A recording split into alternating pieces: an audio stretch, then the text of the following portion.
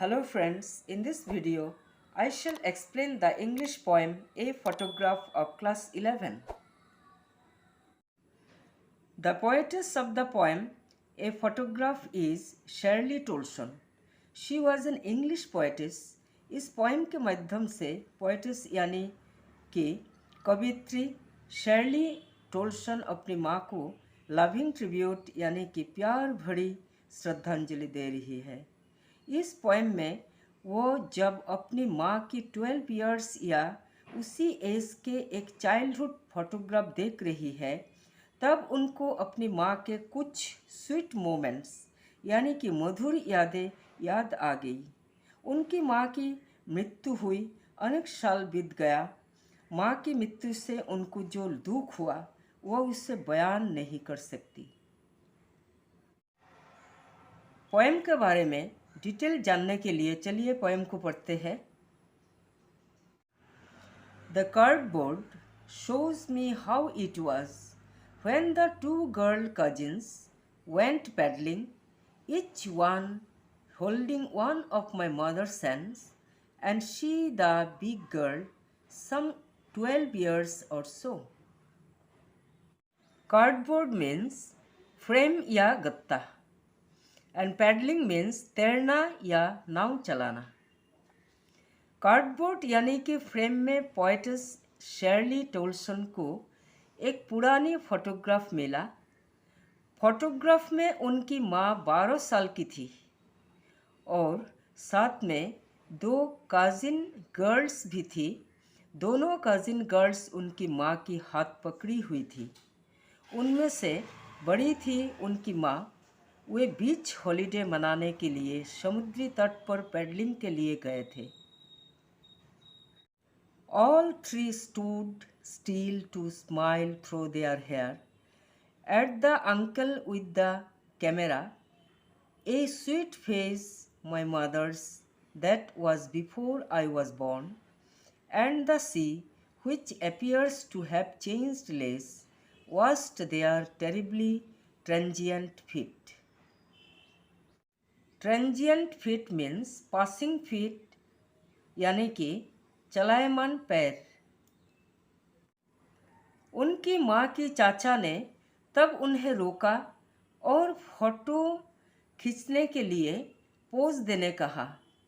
तीनों ने अपने वेट हेयर यानी कि गीले बाल खोली और कैमरा की तरफ देखते हुए स्माइल किया। पोएटेस को अपनी माँ के मधुर चेहरे पर अटेंशन गया। वो फोटोग्राफ था पोएटेस की जन्म के पहले।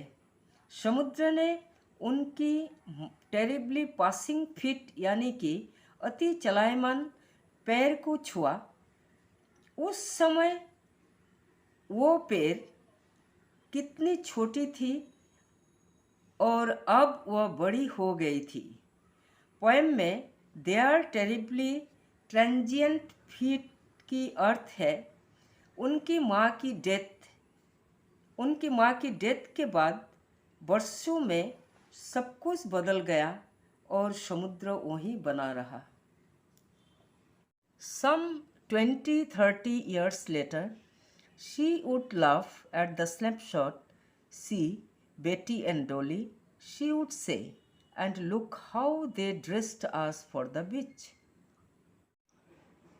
पोएटेस सोच रही है, अगर उनकी माँ जीवित रहती तो 20-30 इयर्स के बाद वो फोटोग्राफ देखकर हंसती और पोएटेस को फोटोग्राफ देखने के लिए कहती देखो बेटी एंड डॉली को, और ये भी कहती कि उनके पेरेंट्स उन्हें बीच हॉलिडे के लिए कैसे तैयार करते थे। Snapshot means photograph. Betty and Dolly were two cousin sisters of poetess mother. The sea holiday was her past. Mine is her laughter, both wry with the labored ease of loss.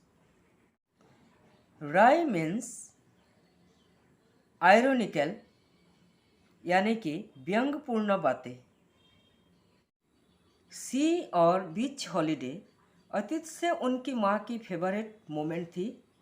Poet's की favourite moment थी उनकी माँ की हंसी। उन दोनों ने ही कुछ ऐसा पल खो दिया जो दोबारा नहीं मिल सकता।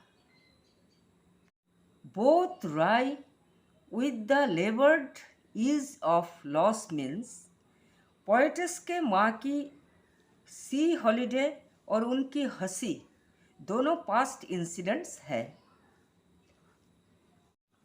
दोनों ने आसानी से नुकसान सहा और नुकसान से निराश हुआ, जो समय बीतने के साथ साथ पोएटिस को अनुभव हुआ और ये नुकसान बहुत पेनफुल है और ये आयरनिकल यानी कि व्यंग्यपूर्ण बातें हैं।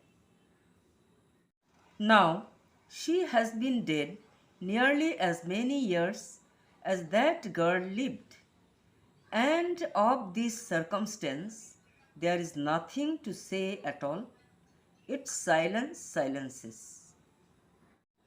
पोएटिस के माँ की डेथ हुआ, जितना साल हो गया उतना साल ही फोटोग्राफ में उनके माँ की थी, मीन्स 12 years। ऐसे ही पोएटिस अपने माँ के डेथ के बारे में जब सोचती है तब वह बयान नहीं कर पाती है कि माँ की डेथ उन पर कैसा असर हुआ। मृत्यु उनके माँ को साइलेंस कर दिया और पोएटिस को भी स्पीचलेस यानी कि गूंगा बना दिया।